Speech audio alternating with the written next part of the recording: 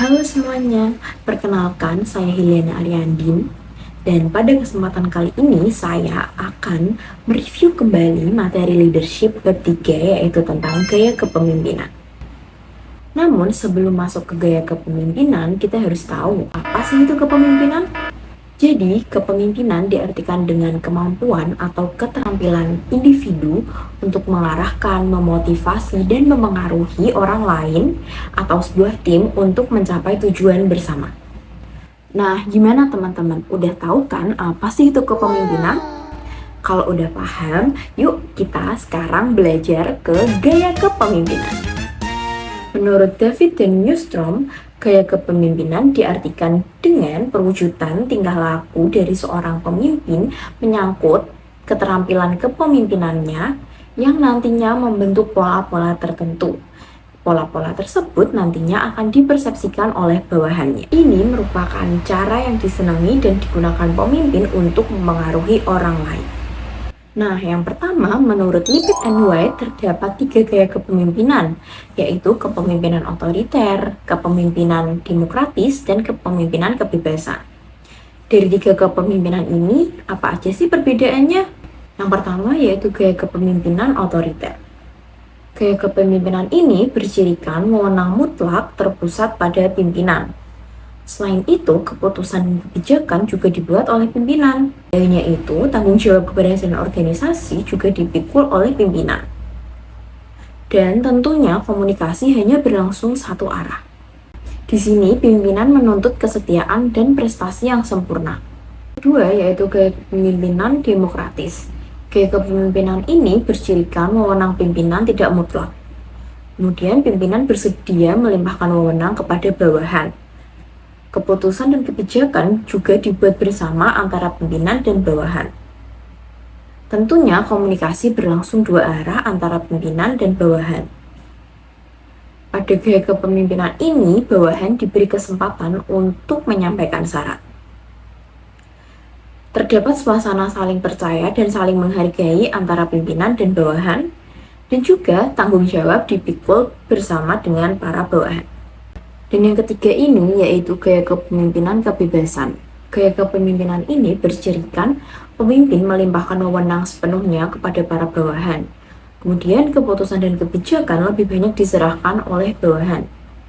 Pimpinan hanya berkomunikasi apabila diperlukan oleh bawahan dan hampir tidak ada pengarahan dari pimpinan. Maka dari itu, tanggung jawab di sini dipikul oleh perorangan. Pimpinan menyerahkan seluruh tanggung jawabnya kepada bawahan. Selain 3 gaya kepemimpinan sebelumnya, Robert Canavan dan Warren Schmidt juga mengungkapkan bahwa terdapat gaya kepemimpinan kontimun yang memiliki 2 pengaruh aspek ekstrim. Yang pertama yaitu pengaruh pemimpin yang dengan menggunakan otoritasnya. Selain itu juga terdapat pengaruh kebebasan bawahan di mana ini menekankan gaya demokratis. Selanjutnya, Robert Engine juga mengidentifikasi bahwa gaya kepemimpinan dalam manajemen, yaitu gaya managerial grid yang lebih menekankan kepada aspek produksi dan orang-orang di pihak lain. Di mana ini dapat dilihat dari bagaimana perhatian pemimpin terhadap produksi dan bawahannya. Selanjutnya, menurut Redin terdapat gaya kepemimpinan 3 dimensi yang dikelompokkan menjadi gaya kepemimpinan efektif dan gaya kepemimpinan tidak efektif. Pada gaya kepemimpinan efektif terdapat eksekutif di mana memberikan perhatian pada tugas-tugas pekerjaan dan hubungan kerja. Selanjutnya, terdapat pecinta pengembangan yang memberikan perhatian yang maksimum terhadap hubungan kerja, perhatian yang minimum terhadap tugas-tugas pekerjaan. Selanjutnya terdapat juga otoritas yang baik hati, di mana memberikan perhatian yang maksimum terhadap tugas dan perhatian yang minimum terhadap hubungan kerja. Yang terakhir yaitu ada birokrat. Gaya ini memberikan perhatian yang minimum baik terhadap tugas maupun terhadap hubungan kerja. Selanjutnya, untuk gaya kepemimpinan yang tidak efektif, yaitu terdapat pecinta kompromi, di mana memberikan perhatian yang besar terhadap tugas dan hubungan kerja dalam situasi yang menekankan kompromi. Terdapat juga misionari yang menekankan secara maksimum terhadap orang-orang dan hubungan kerja, tetapi memberikan perhatian minimum terhadap tugas dan perilaku yang tidak sesuai. Terdapat juga autokrat, di mana gaya ini memberikan perhatian yang maksimum terhadap tugas dan minimum terhadap hubungan kerja dengan suatu perilaku yang tidak sesuai. Dan yang terakhir yaitu lari dari tugas, di mana sama sekali tidak memberikan perhatian terhadap tugas maupun terhadap hubungan kerja. Manajer yang menggunakan gaya ini menunjukkan sikap pasif dan tidak mau ikut campur tangan. Selain membahas tentang gaya kepemimpinan yang sudah disebutkan sebelumnya, pada bab ini juga membahas tentang teori kepemimpinan situasional menurut Hershey dan Blanchard. Kepemimpinan situasional didasarkan atas hubungan jumlah dan petunjuk pengarahan oleh pimpinan, kemudian jumlah dukungan dan sosio-emosional yang diberikan oleh pimpinan, dan tingkat kesiapan atau kematangan para bawahan yang ditunjukkan dalam melaksanakan tugas, fungsi, dan tujuan tertentu. Menurut Hershey dan Blanchard terdapat 4 jenis tingkat kematangan bawahan. Yang pertama yaitu orang yang tidak mampu dan tidak mau atau tidak yakin. Yang kedua yaitu orang yang tidak mampu tetapi mau. Yang ketiga yaitu orang yang mampu tetapi tidak mau atau kurang yakin. Dan yang keempat yaitu orang yang mampu dan mau atau yakin. Nah, itulah materi gaya kepemimpinan yang saya pelajari pada mata kuliah leadership.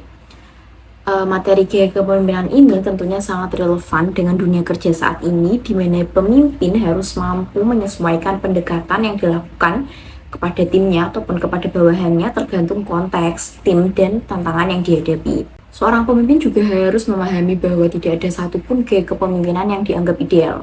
Maka dari itu dibutuhkan kemampuan untuk membaca situasi dan kondisi timnya, serta mampu melakukan pendekatan yang sesuai dengan timnya. Dan pendekatan itulah yang dipilih dan yang paling efektif dari pendekatan yang lain. Pemahaman tentang kepemimpinan ini tentunya sangat penting untuk membangun budaya kerja yang sehat, kemudian meningkatkan produktivitas, dan yang terakhir menjaga motivasi bawahan atau tim. Secara umum, kelebihan dari materi gaya kepemimpinan ini tentunya adalah dapat memahami berbagai macam gaya kepemimpinan yang digunakan pada kondisi-kondisi tertentu dengan tidak melakukan pendekatan hanya dengan satu gaya untuk semua situasi. Namun terdapat juga kekurangan, yaitu dari sekian banyaknya gaya kepemimpinan ini nantinya akan dapat membuat pemimpin merasa bingung manakah gaya kepemimpinan atau pendekatan mana yang dilakukan yang tepat untuk bawahannya atau karyawan dan tim. Namun secara khusus, misalnya saya mengambil gaya kepemimpinan demokratis. Di sini gaya kepemimpinan demokratis memiliki kelebihan, yaitu yang pertama, mendorong kreativitas dan inovasi dari setiap individu.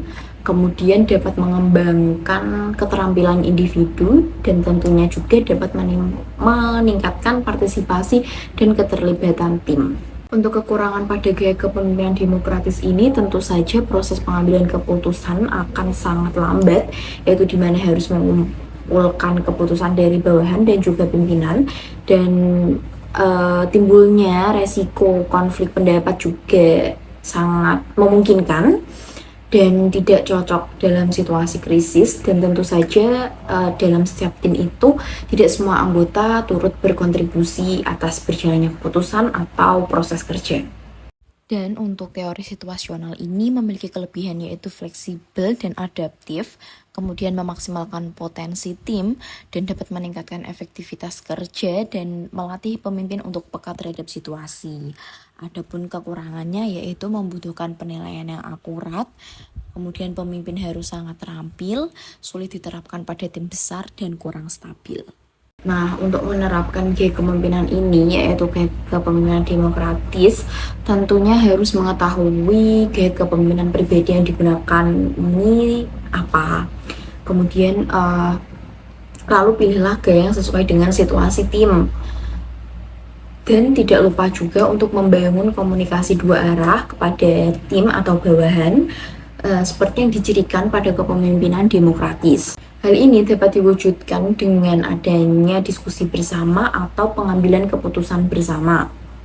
Dan yang tidak lupa yaitu berikan ruang untuk tim atau bawahan untuk menyampaikan saran atau pendapatnya agar mereka ini merasa dihargai dan termotivasi. Nah, jangan lupa juga untuk memberikan feedback kepada tim untuk menjaga motivasi dan meningkatkan kinerja mereka. Penerapan dari teori ini dimulai dengan identifikasi kesiapan anggota, dengan mengidentifikasi apakah mereka mampu ataupun apakah mereka mau. Kemudian ini dikategorikan dalam R1, R2, R3, R dan R4 yang tertera pada bagan. Dan kemudian yang kedua yaitu menyesuaikan dengan gaya kepemimpinan yang ada, yaitu ada gaya kepemimpinan telling, selling, participating, dan delegating. Dan yang terakhir yaitu monitoring dan evaluasi berkala. Selanjutnya yaitu contoh sederhana dari gaya kepemimpinan demokrasi pada mahasiswa, dimana misalnya pada saat itu terdapat sebuah kampanye public relation dan seorang pemimpin ini memiliki anggota yang memiliki skill berbeda-beda. Misalnya saja ada yang pemalu, terus ada juga yang memang belum paham dengan topik diskusi, dan juga ada yang sudah paham dengan topik diskusi, dan ada juga anggota tim yang aktif. Pemimpin ini nantinya akan membuat sebuah Google Meet untuk menyatukan para tim dan juga atau bawahannya untuk saling berdiskusi dan saling bekerja sama, bertukar materi tentang apa proyek yang dijalankan. Kemudian bahan diskusi tersebut akan dibagi rata kepada para tim-timnya untuk dikerjakan. Nah, nantinya pada poin ini pemimpin ini melibatkan tim untuk melakukan pekerjaan mereka.